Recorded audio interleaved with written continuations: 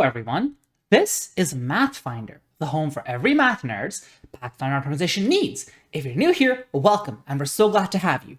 If you've been here before, welcome back, and thank you so much for continued support. This is part 2 of my video talking about the SLAYER playtest. Part 1, linked above, is where I went through most of the basics of the class, talked about the subclasses, and talked about its gameplay loop. In this video, we're going to cover everything else I haven't covered yet, and then get into my overall thoughts about the class. So without further delay, let's get right into it. First up, Blood-Seeking Blade. They have a level 1 feat called Paired Bloodseeker. This is designed to enable dual-wielding builds. You effectively get a second blood-seeking tool. It is different than your first, which means you can reinforce it with a different damage type, as talked about with the Shifting Hunt feat before. And when you reinforce it, it gets D4s for its damage rather than D6s. So you definitely don't want to just carry 2 of the same weapon because there's no real reason to.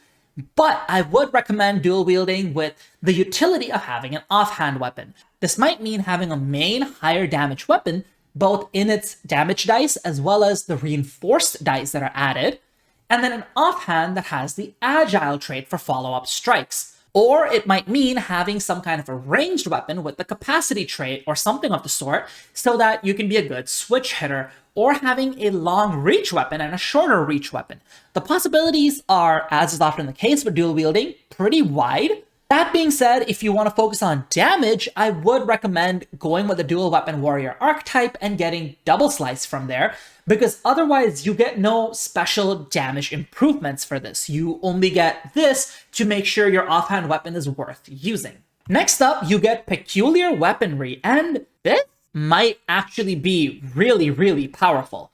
First up, if your Blood-Seeking Blade signature tool is a simple weapon, you increase its damage die size by 1 step. You have Deadly Simplicity. And again, this eats Consecrated Panoply's lunch. Like we talked about before, all Consecrated Panoply really is a reflavored returning rune that locks you into a specific meta strike and scales slower than just having put runes on, say, like a Bandolier. And the Blood-Seeking Blade could get the returning rune for free at level 7, rune up their weapon with striking and potency runes as normal, and get the d6s for the reinforced stuff. And the dagger will now be 1 step larger in its damage dice. It's really hard to overstate how much Consecrated Panoply is not playable. There's really no reason to ever play it, in my opinion. You should always pick Blood-Seeking Blade over it as your first option, and you can just have picking anything else as your second option, in my opinion. But this feat is not just Deadly Simplicity. It has another really cool interaction. It can give you advanced weapon proficiency, and notably, any advanced weapon. There are no ancestry restrictions on it. There are no handedness or weapon group restrictions on it.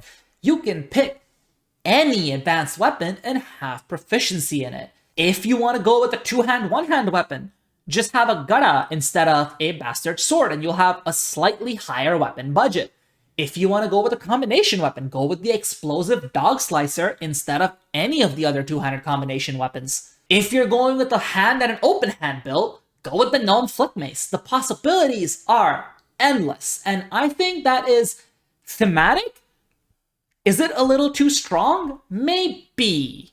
I'm not 100% sure. It might be a little too strong just because this opens up so many weird interactions. Maybe there needs to be some kind of a restriction on what kinds of advanced weapons you can use with it. And finally, there's a level 16 feat.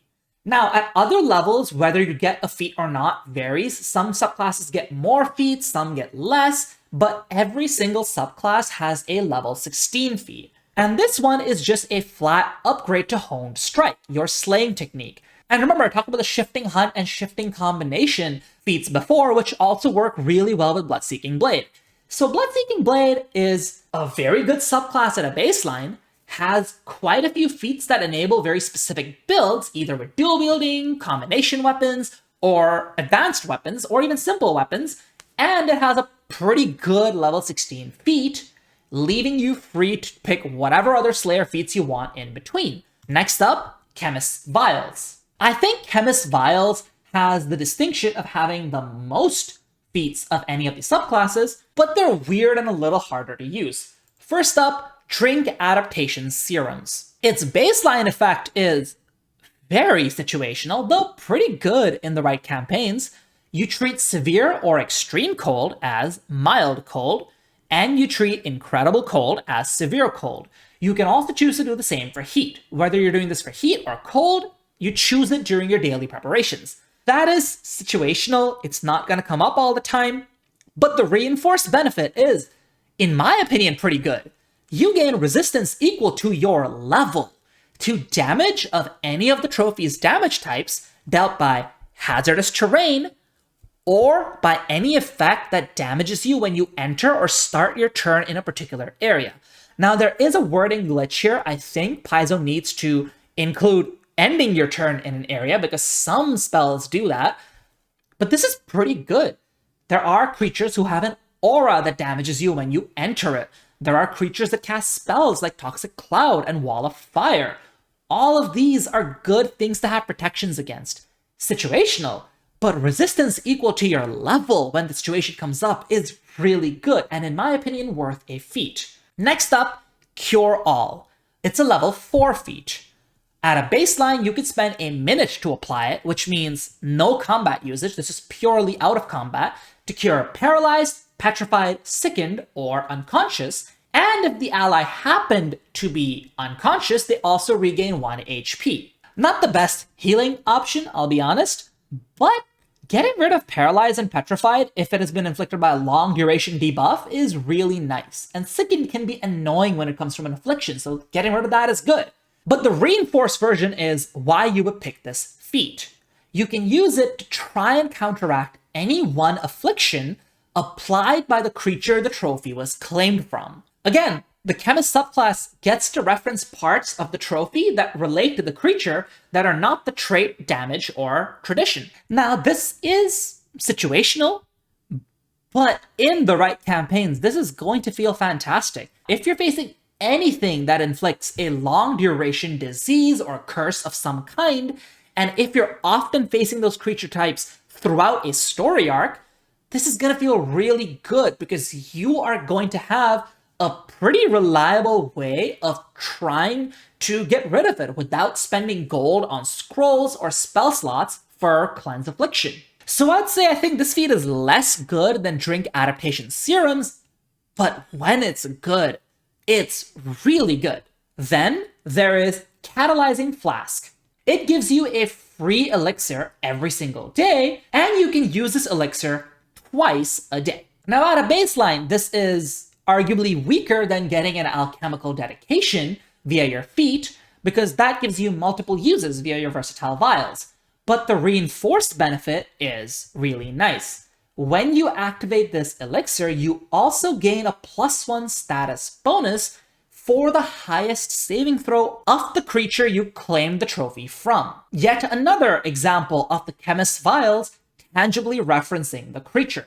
So this can be something like giving yourself a numbing or soothing tonic, which is fundamentally a good elixir to have in your system, and then having a bonus to your saving throws on top of that. In my opinion, a pretty good feat. And again, it kind of eats into the Consecrated Panoply's lunch. Consecrated Panoply cannot catch a break. And finally, their level 16 feat. Your 15-foot cone that was disappointing at level 1 and scaled disappointingly at level 7 now becomes a 30-foot cone, and you're still rarely ever going to use it except to trigger weaknesses. Not a great feat, this one, in my opinion. Next up, Consecrated Panoply. Can the feats redeem this subclass? No, they can't. First off, you have the fewest feats of any of these subclasses, and I don't know why. If you're going to make a subclass not that good at a baseline, you should probably have the most feats too.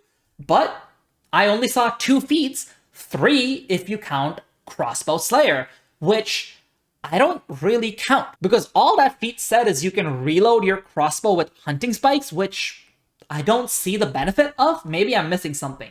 But anyways, at level 4, you can pick up Expansive Panoply. Now your strikes are not just daggers, they can be clubs, darts, or short swords. This is an okay upgrade. Darts have the agile trait. Clubs have a bigger damage die and can still be thrown. Short swords also have a bigger damage die and get some other benefits rather than being thrown, but short swords are not that great a weapon to begin with. This overall takes your hunting spikes from being meh to being decent, I suppose. But again, Blood-Seeking Blade eating your lunch kind of makes this feat irrelevant. At level 1, Blood-Seeking Blade can just give you d6 daggers. At level 2, you will make them +1 daggers. At level 3, you will upgrade them to +1 returning daggers. At level 4, you'll make them +1 returning striking daggers. And all Panoply had in the meantime was returning daggers with no +1 or striking runes on them that are just like a reflavored returning rune that takes a meta strike. At level 7, that returning rune becomes free for the Blood-Seeking Blade, and there's really no contest because Consecrated Panoply is just scaling too slowly. So this feat, despite upgrading your Panoply, does not redeem it. And then you have Vicious Spike at level 16.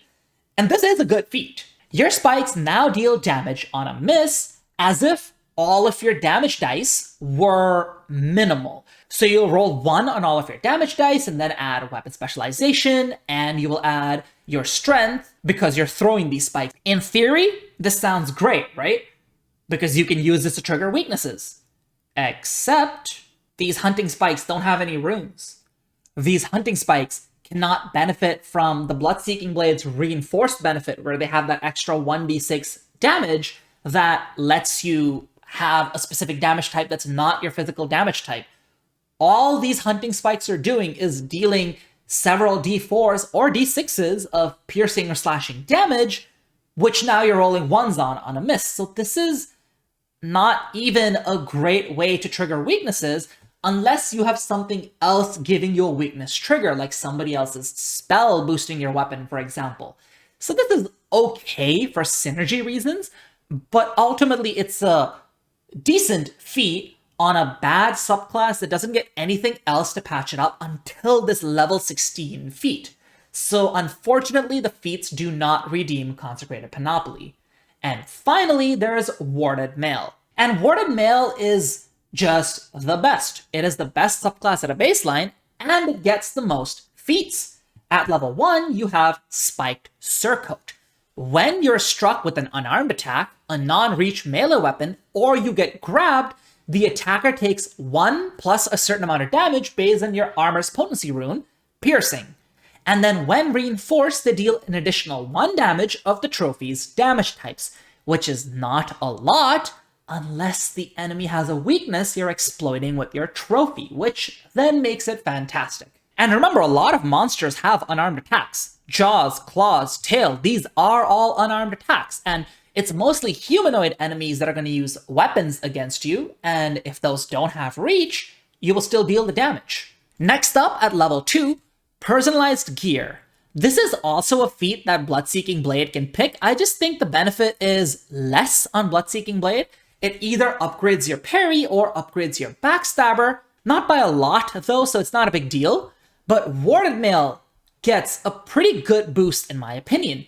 You ignore the speed reduction of heavy armor. That's fantastic. That means you don't have any trade-off for having the highest AC among any Slayers. It does cost you a feat, but honestly, in my opinion, it's worth it if you don't want any of the other level 2 feats because it just gets rid of one of the meaningful downsides of heavy armor. Then at level 6, there's Wall of Will. It basically tries to lock your quarry next to you. If your quarry tries to enter a space adjacent to you while moving, you can try to disrupt its movement. This is useful both if an enemy is approaching you and if they're trying to shimmy around you to get to an ally. This is a good feat to tank with, but unfortunately the Warded Mail subclass doesn't get a lot of other tools to protect allies. It does get a couple of decent ones in the mid-level range, but there's very little controlling options other than just upping your athletics, of course. So I don't think the Warded Mail will make a good dedicated tank, but this is a very annoying ability for an off-tank to have, and in that role, the Warded Mail subclass excels. Next up is Armored Fortress. While you have a shield raised, or you have used your slaying technique of raising your armor for the circumstance bonus, you are able to spend an additional action to then let your allies use the take cover action behind you. This is not a very good feat, in my opinion. If it just provided your allies that cover, it would be situationally good, like, say, setting up against a Dragon's Breath weapon. But as it stands, it costs one action for you to raise a shield or armor, an additional action to use this, and then your ally needs to move adjacent to you and take cover. That's another action. I don't think this feat is worth it unless your party has a very specific way of playing, like, say, ganging up on a Timber Sentinel and just focusing from there. But this is not a great feat, in my opinion. And finally, at level 16, you can pick the Impenetrable Shelter feat. This upgrades your circumstance bonus to applying to all area effects and not just reflex saves. Niche, but nice. There are a decent number of area effects in the game that are not reflex, and this will matter against them. And +2 circumstance is nothing to scoff at. And finally, there is one unique Relentless action that changes depending on the subclass you're in. You get this at level 10 via the Share Insight feat. Basically, it lets your allies benefit from your subclass's initial benefit in some capacity. Blood-Seeking Blade lets them ignore a little bit of your quarry's resistance. Chemist's Vials will give them low light vision or dark vision, as well as that ability to sense your quarry as a precise sense. Consecrated Panoply will give all of your friends a +1 status bonus to saves against your quarry, and Warden Mail will give your allies resistance to the damage they do. And Warden Mail will give your allies resistance to the quarry's damage. Remember, at level 11, you can pick a second signature tool, which means you can have 2 of these as options for Share Insight, and you pick one of them each day when you do daily prep. You're locked into that for the rest of the day, but you do have that flexibility. Of these, I would say the Chemist's Vials one is the only one that's meh. The others are all pretty good. That being said, from the Blood-Seeking Blade and Warden Mail's perspective, this is a good one-action option to have on top of your already good toolkit, whereas for Consecrated Panoply, this is a good one-action option on a subclass that is otherwise struggling. So that is all for all of the subclasses that the Slayer has, both their baseline features and their feats. Now, I finally wanted to talk about other tools, the ones you get via feats. Tools are a pretty big part of this class. Your subclass gives you a tool which can gain a reinforced benefit. A lot of your feats give you additional reinforced benefits you can get on subtools within those tools. For example, Blood-Seeking Blade can have a main blade and an off blade, or it can have a combination weapon where you can reinforce either side. Warden Mail lets you reinforce your resistance as well as your spiked surcoat. Chemist's Vials is the one that has the most reinforced options, but every Slayer, regardless of subclass, can also pick other tools that have reinforced options. And this is sort of an important thing to look at, because over the course of a campaign, you're going to pick up more than one trophy. You start with one, but within even like 10 sessions, you might have multiple, maybe 4 or 5. If you only have one reinforced option, the one that you get from your subclass, then all a trophy represents is versatility. If you have, say, Blood-Seeking Blade and you're using a standard two-handed weapon, so no copying that onto 2 separate parts of your weapon style, you have one damage type that's going to go onto your d6s, and you have 5 choices for it, but in a day, you will still have that one damage type. But once you have more reinforced tools, be it from your subclass feats or from these feats we're about to discuss, you're gaining vertical power. You're gaining things that stack onto you passively. When you have Warded Mail and you add Spiked Surcoat, you have both the resistance and damage you deal to enemies. And each of these tools adds to that. So first up, there's the Repelling Shield. You can gain a shield as a tool. You will also gain the Shield Block feat.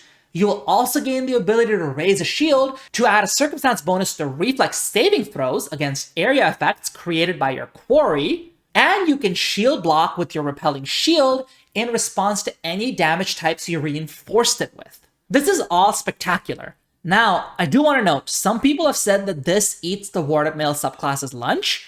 I don't think it does.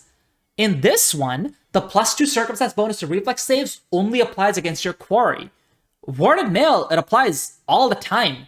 And you have a resistance that only applies against your quarry. I don't think they're comparable. I think Warded Mail is better, arguably. Repelling Shield is good, though, if you're not picking Warded Mail as one of your options. Like, say, if you're going Blood-Seeking Blade with a one-handed weapon and a shield. A shield on a baseline is good. Being able to block non-physical damage types with good trophy selection is good. And the +2 circumstance against your quarry's reflex saving throws is also good. Next up, let's look at Apply Spirit Oil. It's a once per day feat, but I think it's a really good one. It requires one of your hands to be free and the other to be wielding a weapon. You cover your weapon in this spirit oil, and it gains the deadly DH trait, or increases the deadly die if it already had that. And with the reinforcement of whatever trophy you chose, critical hits will deal 1d4 persistent damage of that type. This is a big damage boost. And like I talked about before, the Blood-Seeking Blade subclass is good at crit fishing, which means you can apply this, immediately make a honed strike with that +2 circumstance bonus, and if you crit, you're going to do a lot of damage. Remember, this class is a whole line of feats for combination weapons. Combination weapons are often attached to firearms, which have the fatal weapon trait, which means you can have fatal, stack it on deadly with this, and add some persistent damage. You can go for some truly massive crit fishing options if you know what you're doing with this class. Then there is Spell Slates. This follows up from a level 2 feat called Slayer's Tricks that gives you a couple of occult cantrips. This gives you 1st rank, 2nd rank, and 3rd rank spells at levels 6 and 8, and while reinforced, you gain additional spells, and these spells don't have to be occult. They can come from your trophy's tradition, so you actually do have access to arcane, primal, and divine spells. Notably, you also have access to divine spells via Consecrated Panoply, but again, not really a subclass worth picking, so you probably wouldn't have that access without the trophy. Then at level 12, there's the Spectral Lenses feat. You are constantly benefiting from See the Unseen, which is pretty good to have. You also have a +1 status bonus to perception checks for Seek or Search, though notably not for Initiative, which is unfortunate. And you reduce the DC for the flat check to Concealed or Hidden creatures by 2, as long as they match the trophy's traits. So this is an okay feat. Pretty good if you're in a campaign where you're hunting a lot of ghosts, for example, but other than that, not much else.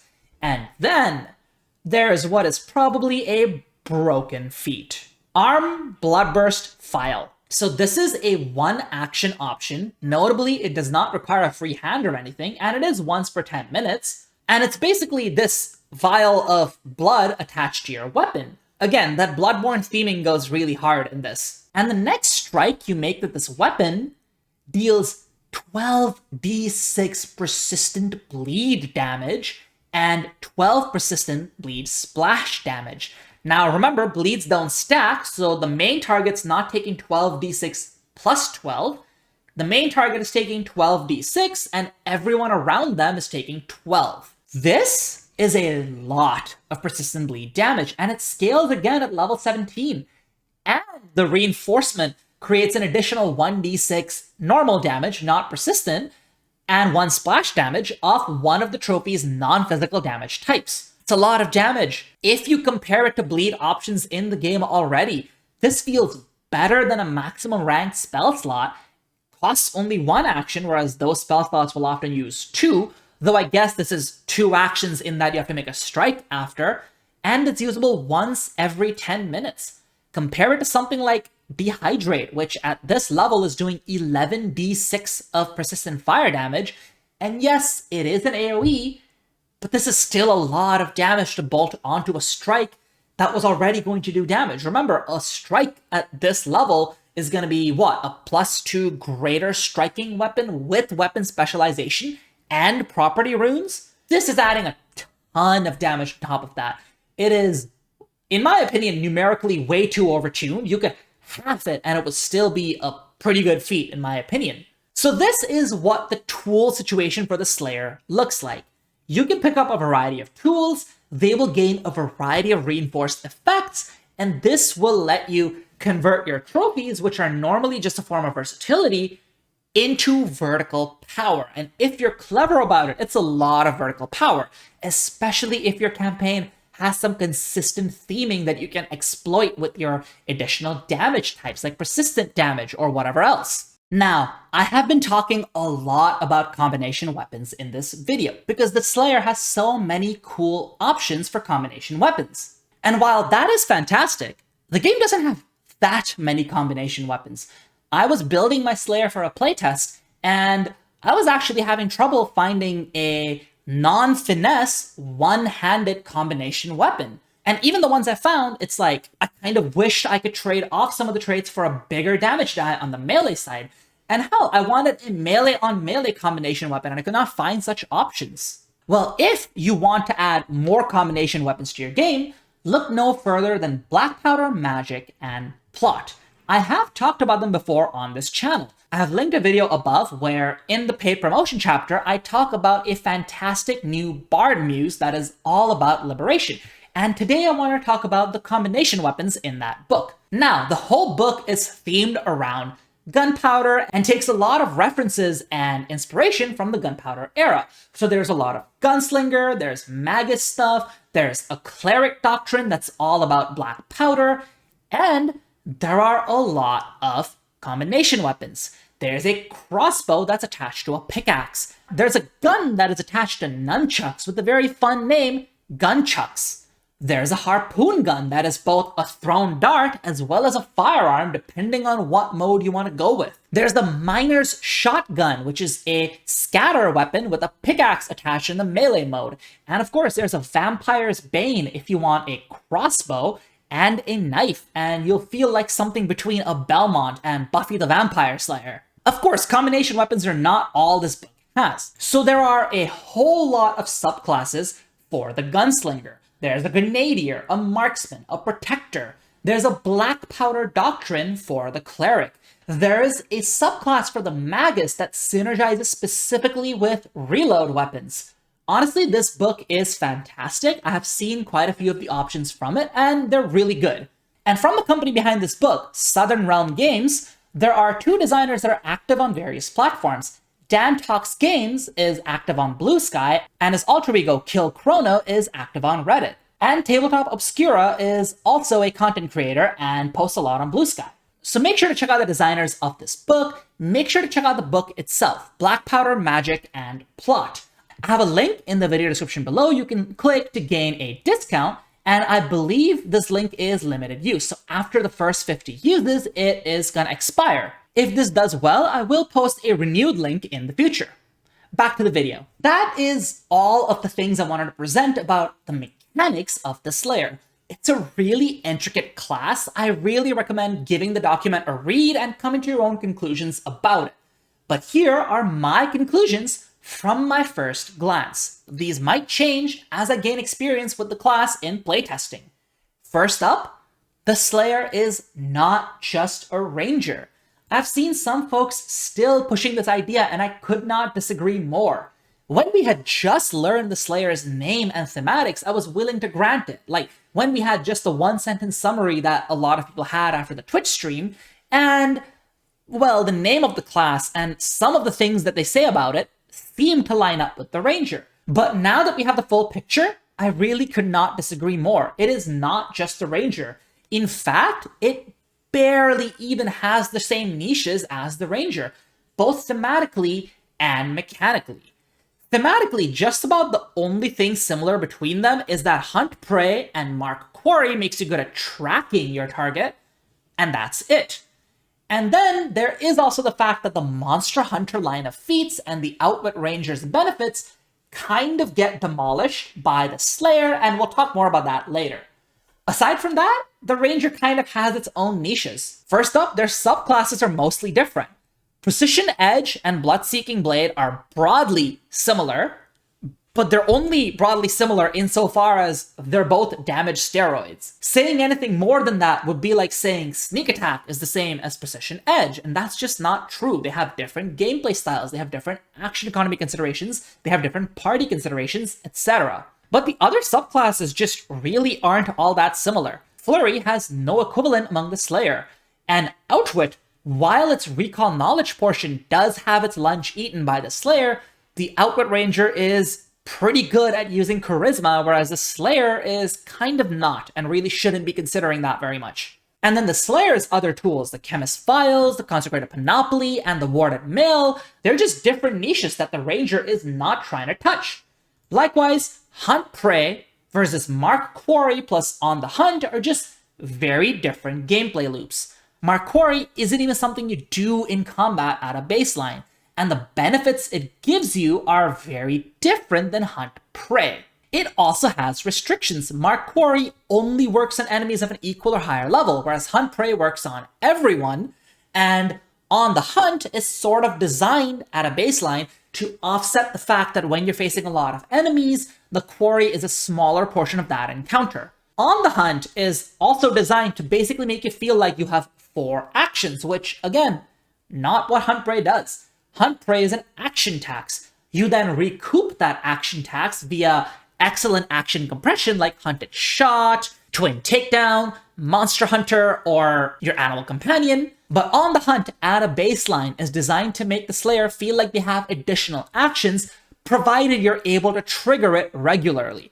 So the Ranger is going to have overall a more flat performance, whereas the Slayer will have spikier performance, depending on, do I have a Quarry? Are my reinforced benefits good or bad against it? Or am I triggering On the Hunt a lot or a little? Very different gameplay loops, in my opinion. Then there's the fact that the Slayer has nothing to do with Animal Companions, whereas the Ranger is one of the strongest users of Animal Companions in the game. A lot of people think about how the Ranger has slow Animal Companion level progression, but that kind of doesn't matter as much as the fact that your Animal Companion shares your edge. Precision with an Animal Companion is really good in a way that no other class replicates, and that is part of the Ranger's niche. The Slayer also has no focus spells. The Ranger is an excellent focus spell user for a Marshal. In particular, Bow Rangers can have turns that look like Hunted Shot for 2 strikes, followed by a 2-action focus spell like, say, Slime Spit. Melee Rangers have incredibly efficient 1-action focus spells. And of course, Recall Knowledge using Rangers have the best focus spell for Recall Knowledge users that the Slayer has no equivalent to. So again, another section of the Ranger's niche that is neither thematically nor mechanically associated with the Slayer. And finally, there's nothing resembling Warden's Boon or Shared Prey. The 10th level feat gives you a minor secondary leader role as a Slayer, but come on, it does not compare to what a Flurry or Precision Ranger can do with this line of feats. So overall, I'll say the Slayer has done a good job both thematically and mechanically differentiating itself from a Ranger. People who say the existence of the Slayer means that there is no reason to play a Ranger anymore, I think they're wrong. People who say the Slayer should not have existed and that design space should have been given to something else, like, say, the Shifter, I also think they're wrong. I think the Slayer is exploring a really cool design space. A really cool design space full of really unique thematic references to things that were hard or impossible to build in Pathfinder before. It references Monster Hunter World via the whole trophy hunting thing that you use to reinforce your arsenal. It references The Witcher via the whole idea that you're sort of mutating yourself with alchemical stuff, becoming a monster to hunt monsters. It references Bloodborne via the Blood-Seeking Blades subclass, via the blood theming on quite a lot of its feats, via the combination weapons, via the firearm support, and via the Relentless Counter-Strike feat, which sort of feels like the parry reaction where you gain a lot of momentum after that. And finally, it also references the D&D 5e Blood Hunter, which is something that a lot of people had interest in replicating in Pathfinder, and previously was a little awkward to do so. You'd probably have to do something like a fighter or a ranger with an alchemical dedication, or maybe a thaumaturge with hefty reflavoring.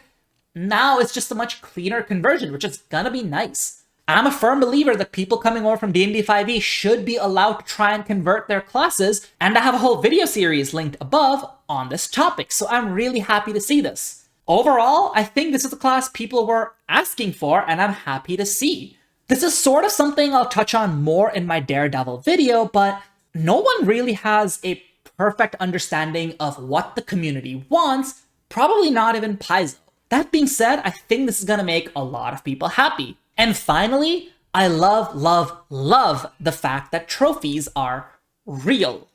I was so concerned that we were just gonna have an exemplar-like gameplay loop where the trophies are just a thing you're picking in a flavor sense at levels 1, 7, 13, 19, whatever. And aside from that, like, they're not associated with actual creatures you have claimed them from. But no, trophies are indeed very real. Every single trophy you claim, aside from the one you picked at level 1, is tangibly picked from something you faced in your campaign, and that is awesome. But speaking of that tangibility, leads me to things I would like to see more of. So the Chemist's Vial subclass has a lot of abilities that go beyond just creature trait, damage types, and spell traditions. It references special senses the creature had. It references the saving throws of that creature, and I would love to see more of this on other tools. Maybe Warded Mail, instead of giving you resistance to the damage types of the creature, gives you resistances that line up with resistances or immunities that that creature had. Maybe Panoply gives you a way to counteract magical effects aside from just giving you saving throw upgrades. I think there's a lot they can do with this design space, and maybe Chemist's Vials got this kind of like an A/B test. Maybe they're trying to see if we want it to be a bit more generic like the other subclasses or very specific like the Chemist's Vials. And we should mention that in our feedback. We should tell Paizo more of what the Chemist's Vials gets because that is cool, that is tangible, and that makes this class feel real and unique in the way it works. Next up, I would like a stronger bleed theme throughout the feats, especially for the Blood-Seeking Blade subclass. Currently, there are a lot of feats that reference blood, but then suddenly at level 14 is where you get a broken amount of persistent bleed damage. If instead we could just get sprinklings of it throughout the levels, that would be awesome. Another thing I would like to see is some more ways to use your reactions beyond just going on the hunt. Going on the hunt is virtually the only thing this class does with its reaction, aside from maybe shield block. This is nice at level 1, where you're dropping enemies left and right, and you constantly use that reaction to go on the hunt. This is also nice in mid-levels, where you're not dropping enemies left and right, but you have picked up on more triggers, so it's nice to be able to use your reaction consistently. Then at level 10 plus, you gain an additional reaction to go on the hunt with, but there's no benefit to going on the hunt twice, because you can only get quickened once. Which means if you don't have shield block, you don't have a relevant Slayer reaction to use with your extra reaction now, because you have 2 reactions, one for on the hunt, the other for anything, but most of the time, the only thing you can use it on is on the hunt. Maybe they intend for this class to get reactive strike at level 6, I'm not sure. And finally, at level 20, once you're consistently going on the hunt every single turn, you will basically feel like you have a wasted reaction if you don't have some kind of a way to use it. And I really hope it's a cooler reaction than just reaction strikes like reactive strike, standstill, disrupt prey, etc. I'm just kind of over those. I would like martial classes to get cooler options than that. The rogues stay down. The rogue and commander's reactive interference. All of these are good reactions to have, despite what the meta might tell you about a reactive strike being the only option for you. Even something like the Mauler Dedication's Shoving Sweep. All of these are really cool reactions, and I think there's some cool design space that we're currently missing in the Slayer. Next up, I would like to see a bit more vertical power gained via trophies. At a baseline, trophies are just versatility, and you do gain some vertical power via gaining tools with reinforced options, 1 via your subclass, sometimes 2, and several via your feats. But most Slayers except the Chemist's Vial subclass will only gain a handful of reinforced effects as they level up. Take a look at the feats available. By level 8 or so, you're probably only going to have 2 or 3 reinforced effects. So that's not a lot of vertical power gained that way. Chemists will gain more reinforced effects, but theirs are more situational. So again, not gaining that much power. You're very easily going to have way more trophies than you need, which is fantastic for versatility, but a little feels bad in terms of power.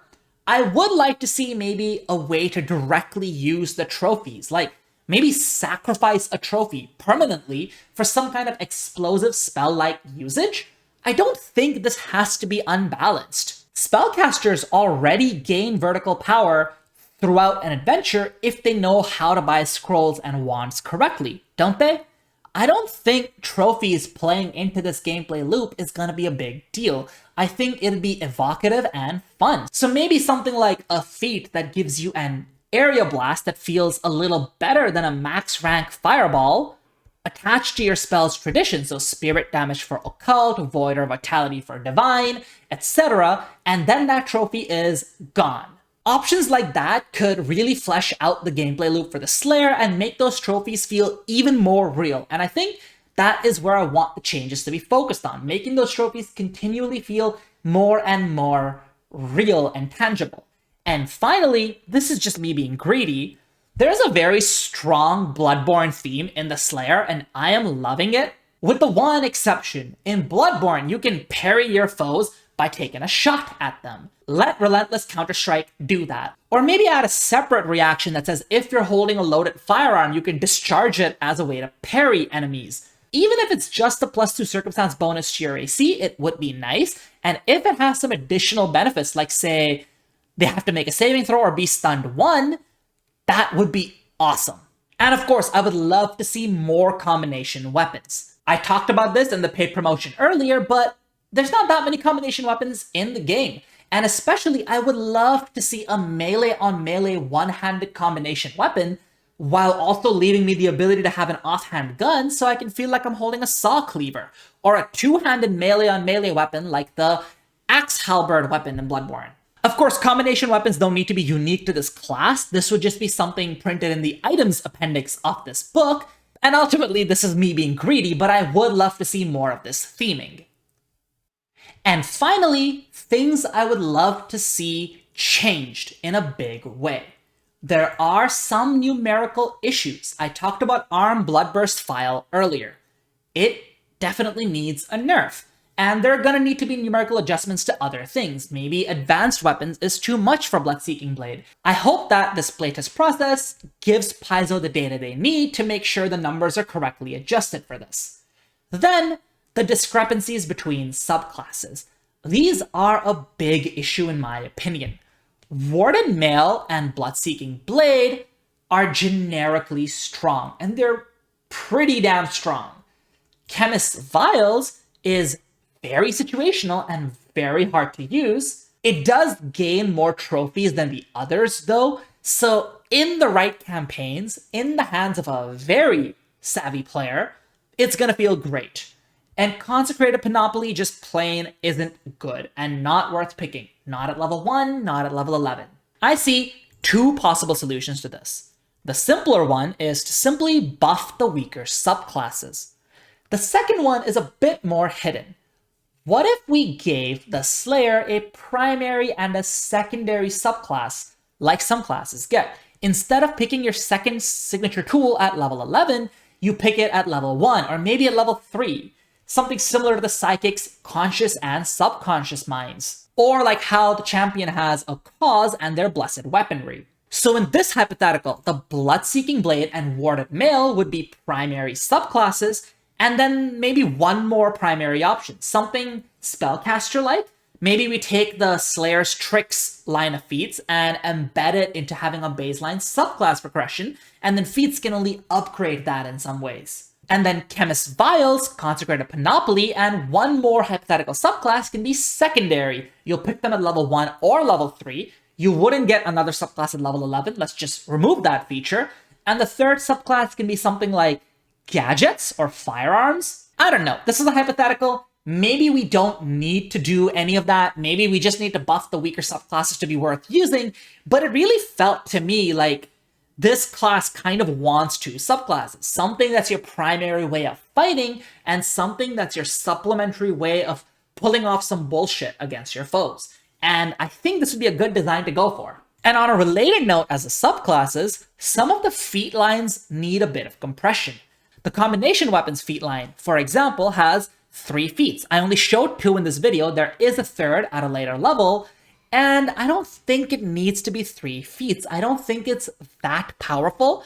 I think it could be compressed down into 2 feats. Likewise, some of the spell boosting lines could see some compression into a subclass perhaps, and some of the relentless upgrading feats definitely need some compression. There are a lot of them, and it doesn't feel worth picking for a reaction that only needs to trigger 1 time. So some of that cleanup is needed. And finally, there's a change I would love to see that's not on the Slayer. I want the Ranger's Monster Hunter and Master Monster Hunter feat line to change. It is unfortunately outdated at this point. At the time the Ranger was first devised, Paizo was much more stingy with recall knowledge. But since then, we have had the Thaumaturge's diverse lore, we've had the Commander's warfare lore, and now we're getting the Slayer's monster lore. All 3 are omni lores that scale at the rate of additional lore, and just don't really have downsides compared to the Ranger, who has to invest a lot to get their omni lore via nature at level 10, which is crazy to me. Honestly, the Enigma Bard / Lore Master could also stand to get an upgrade to their Omni Lore, but if they don't, theirs is still decent. Whereas I think the Ranger's Monster Hunter feat line is just outdated. It takes heavy investment to only be slightly better than somebody who just got an Omni Lore for free at level 1. I hope they errata the Ranger to keep up with all of these options, because this is one of the main places where I feel like the Slayer is stepping on the Ranger's toes. Otherwise, it isn't. They have very distinct gameplay loops, but man, the Ranger's recall knowledge niche has been eroded and needs some buffing to keep up now. So that is the list of changes I would like to see. And that will be all for today's video, folks. I am so excited for the Slayer class, and I'm really excited to playtest it in a couple of weeks. I will probably release a much shorter video talking about my takeaways from that playtest, and these shorter videos is something I've been trying to do recently to increase the amount of content I can give you. There's a link above to the first of my shorter videos, and I hope there's many more to come. If you liked this content, please like, comment, and subscribe. If you can, join a channel membership. It's a great way to directly support me, and you gain a few perks from it, like early access to my videos and written build guides. Otherwise, I'll see you next time. Mathfinder out.